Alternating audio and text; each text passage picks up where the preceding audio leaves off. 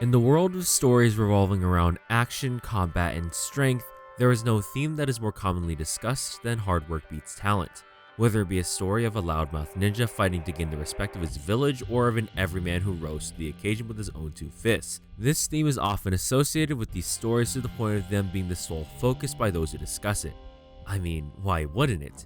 We as humans desire the right to be special. We see those more talented than us and want to be like them, crushed by the reality that our efforts mean nothing in the face of someone who's simply better than us. We view ourselves as trying our hardest while others seem to achieve what we struggle with so easily, as if they weren't trying at all. This theme being so focused on them becomes a problem for many when a story still asserts that characters with talent end up winning in the end. Take the classic debate of whether or not Daniel LaRusso in Karate Kid really was the hero of the story. He was just some random kid who learned karate, who fought against Johnny Lawrence of Cobra Kai, who trained all of his life and dedicated everything he had to that martial art, yet still lost in the end to someone who just picked up what he gave so much of his life to on a whim. Doesn't this go against the idea that hard work beats talent? But realize that both worked equally as hard, and both seem to have an equal level of skill, the deciding factor being something outside of those two ideas. And once you realize that hard work beats talent is merely a facet of a greater point within the story, we see that there is more than just these two things, and that perhaps only focusing on these things reflects on why so many of us, despite our talents and efforts, don't succeed in the end.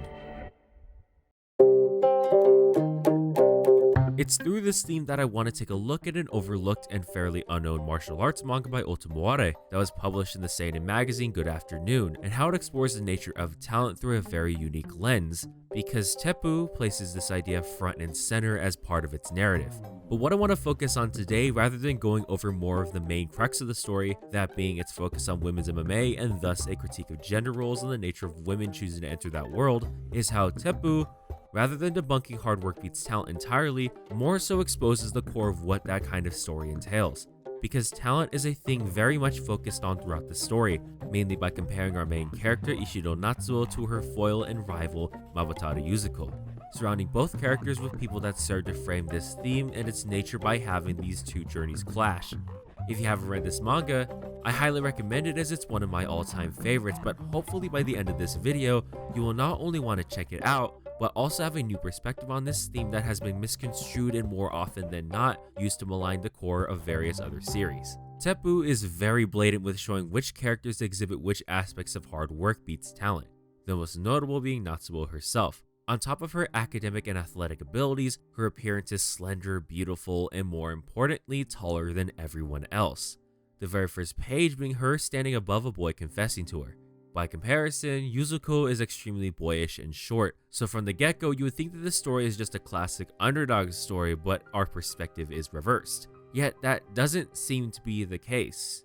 In order to explain why, we must first see how Teppuu frames the nature of talent and how it will go forward discussing it. And our best example is in chapter 1, where Natsuo gives us the following inner monologue. For as long as I can remember, I could do anything I tried. Even if I didn't have a lot of technical know-how, I would get the feel for it and do just that. And I thought that's the way it's supposed to be. I also thought everyone else was the same way. That's why when I could easily do things but the people around me couldn't, I couldn't help but ask, "You can't do that?" By the time I realized that this is what they call talent, the word boredom had found a cozy home in me. However, it wasn't really boredom. It was loneliness. To those people who try hard, they'll never understand this loneliness. By portraying talent as lonesome and a burden rather than something to be glorified, it could be argued that Teppuu's approach toward these types of stories is very cynical, but it's not as if this type of loneliness is necessarily new. We see characters like Natsuo in stories like One Punch Man, where the main theme of the series revolves around Saitama and his desire to have a fulfilling fight, and thus being maligned or misunderstood due to his overwhelming power. But we also see characters like Gaara and Sosuke Aizen as respected parts of their respective series, dealing with a similar struggle, desperate for someone to understand them. Their talents that stand above others aren't something they view as admirable, and often are a curse that prevents them from understanding those around them, and for others to understand them, pushing Gaara to be as violent and hateful as he is, and Aizen to desire power above all others. In this world we live in, we idolize those with talent as people to look up to, but more often than not, we view them from a lens of jealousy. Those who are above others in ability can't stand with them and are forcefully pushed out into isolation over something they couldn't control and never asked for. This inner monologue by Natsuo was preceded by her taping up her fingers before going to practice, with her asserting that doing so is less for her own sake, but to give the others around her the idea that she's trying when in reality, she doesn't even need it. Thus, we can see that the appeal of the underdog story is more so this idea of camaraderie, that this person, just like us in the audience, is showing me that I can try my best and achieve something great. To then carry that idea further, it then follows that talent is the opposite, a lonely mountain where only one person can stand. And while there are stories that blatantly spell out the burden of that loneliness, it's Teppuu's framing of it where we see that talent is not something to be admired as it's the source of Natsuo's conflict. Natsuo's desire is to find something that actually challenges her and fulfills her the way she sees everyone else. She never had to try anything and as a result ended up with an attitude that made her look down on those around her, and the only way for her to even hold back the jealous stares was to pretend in some way that she was trying. It's not a desire to win, but rather a wish to understand what pushing and craving that desire to win is like. Her love of crushing the spirits of people weaker than her is her own way of expressing the same jealousy others projected her. And her first encounter with Yuzuko shows her rage at the sight of someone having this fulfillment that she could never achieve, with not only Yuzuko fighting against her pretty well, but making her bleed where no one else, even her childhood friend Sawamura Sanae, was capable of doing to that level. And much worse, with a face filled with joy. This exchange is followed with a single line. I can't stand people who have everything.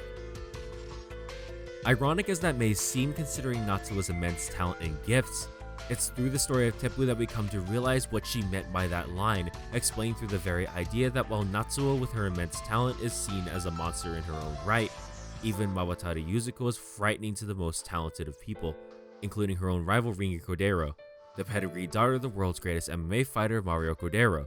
In fact, Ringi is placed within the story to compound a very specific idea, because Teppuu isn't just a story about MMA, but more accurately, women's MMA. Though I want to discuss the importance of Teppuu focusing on gender roles and on women's MMA in a future video where I could be far more in-depth on the discussion, it's important to look at why Teppuu chose to not only focus on this specific aspect, but also blatantly has a cast dominated by women. Considering the time that Teppuu was published, there's a couple things you have to keep in mind. In the year 2008 when this manga was published, the UFC was still far from being as big as it is now, let alone the whole of the sport of mixed martial arts, and the female presence in that already niche of niches was minuscule. As portrayed by the events of the story, even the biggest and most famous of female mixed martial artists were only capable of drawing in a crowd that filled up less than half of the venue. Arguably until the rise of Ronda Rousey in the early 2010s, women's MMA was a wasteland of crushing and unfulfilled expectations, with women who were starved for the spotlight that they felt they deserved yet never truly achieved.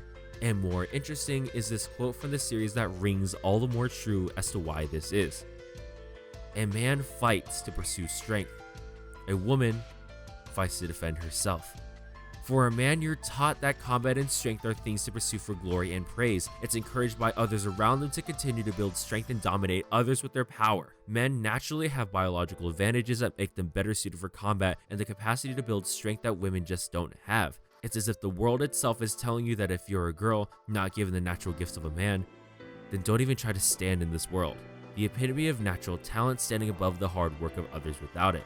Even Natsuo is shown to be trapped by this idea, as her relationship with her older brother is based around her belief that a man is stronger than a woman, believing her older brother to be above her despite her natural talent crushing him and saying otherwise.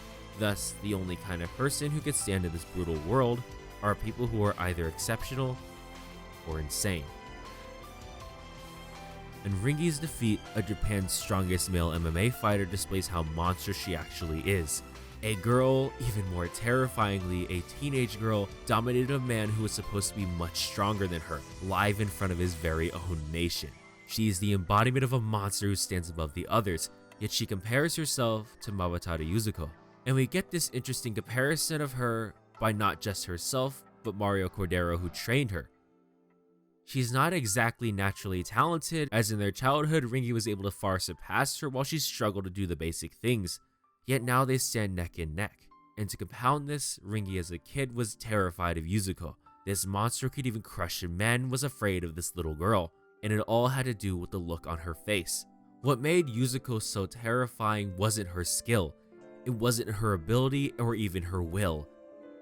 It was the look on her face when you fought her. No matter how many times you beat her down, and no matter how many times she struggled and failed, she was always smiling as if it was the most fun thing in the world.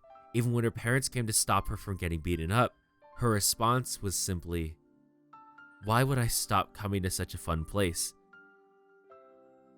And even in this story where monsters of talent are capable of incredible feats of strength and skill, Yuzuko is the most terrifying of them all.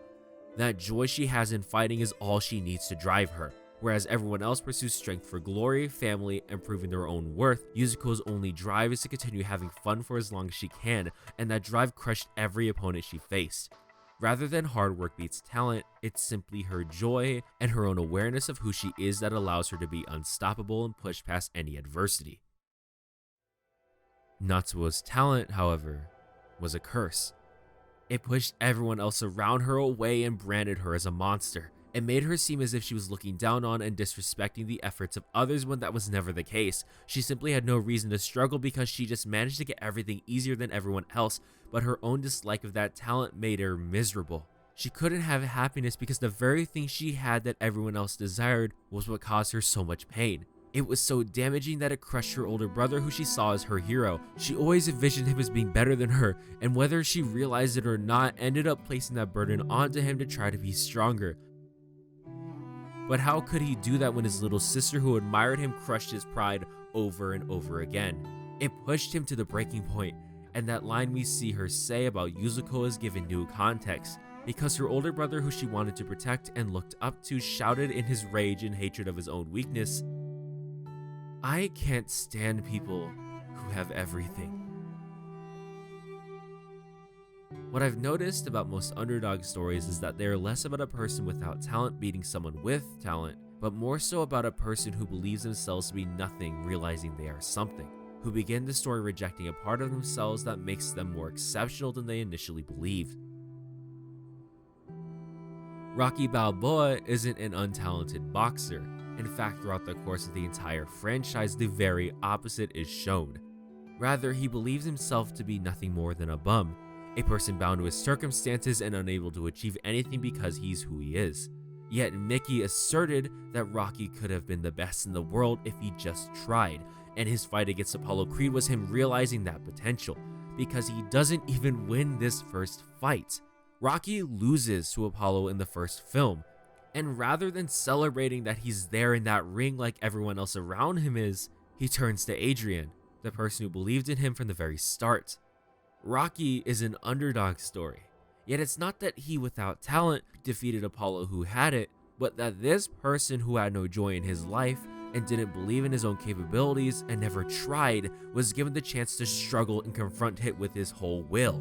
This is the core of the underdog story, and furthermore is the core of hard work beats talent. Think as well about who popularized the statement hard work beats talent when talent don't work hard. It's Kevin Durant, one of the greatest, most skilled basketball players in the NBA.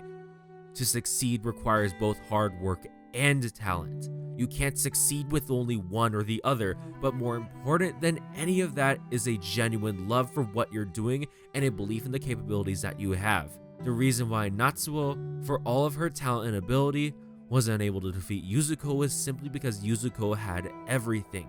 That everything being the drive to push past the worries of talent and hard work. Natsuo's victory came not by beating anybody or by winning the right to enter G-Girl, but when she finally lost to Yuzuko. By finally tasting what it was like to lose, she was able to step down from the mountain of talent and feel the one thing that she always desired. Because when she was able to see what she accomplished, when she sat down and wasn't blinded by her loneliness, she realized that it wasn't just her talent. She worked hard to enter G-Girl. She trained every single day leading up to that competition and was able to connect with these people that she trained with and fought against in this activity that she loved. We see her lose that chip on her shoulder, as shown by her passing her childhood friend Sanae with no feelings of malice. And the resolution of this is her interaction with her older brother, who finally saw her competing and fighting with all of her might. and that Octagon, she didn't seem like a monster anymore. She was trying just as hard as everyone else and loved fighting as much as any other human girl who stood in that ring. For the first time, she appeared human, and she was able to see how far she came. Teppuu is not a story that debunks hard work beats talent, nor is it a subversion of the classic underdog story, because looking at it from this angle of the true meaning behind why Yuzuko, who worked so hard despite her apparent lack of natural talent, was still unstoppable in the face of the talent Natsuo from the very start was the underdog. There was no way she was going to beat Yuzuko, and even in their fight, she still had that look of joy the entire time, but more importantly, both of them were the same. Both were monsters in their own right, and both were equally as excited to face the other, because looking at it from a different angle, Yuzuko was also alone. Everyone in her class was still afraid of her and saw her as weird, and even Natsuo identified that Yuzuko was excited because she thought she found someone in the same boat as her. Both were able to make a connection and find fulfillment in this fight because Natsuo was able to find that struggle and feeling of fighting in vain that would push her to new heights. And Yuzuko found someone else who loved women's MMA just like her. A love she didn't have until she realized that focusing and despairing over talent and hard work is not the path to connection, but simply to push through all of that to do what makes you fulfilled.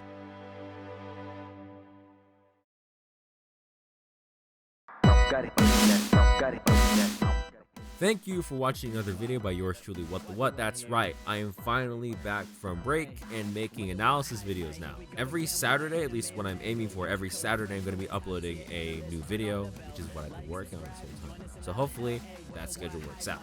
And if it doesn't, yikes! But if you want to encourage me to keep up that schedule, you could support me on Patreon, which is what makes these videos possible. From people just like Andrew, Natty the Chatty, Mr. Cynical, Couch, and Thanks Nitro. And if you want more information on videos, you can always follow me on Twitter, check out my Discord, and if you don't want to support me on Patreon, you can always donate to my coffee. One more thing though, the script for this video is available on my website. It's been a while since I said that this whole month, so go ahead and check that out. Thank you guys for watching. I'll see you next time. Goodbye. We be flyer, them and not me, devoted to the craft. You can read it in the kanji. Tryna get deep, I'm the anime teacher. Tryna start beef, I'm the weeaboo reaper. Tryna have fun, I'm the #1 feature. Tryna be dumb, I'm the perfect gatekeeper. Like, do y'all get it yet? Like, subscribe to WattheWut right now. Hit that bell. Make sure to comment.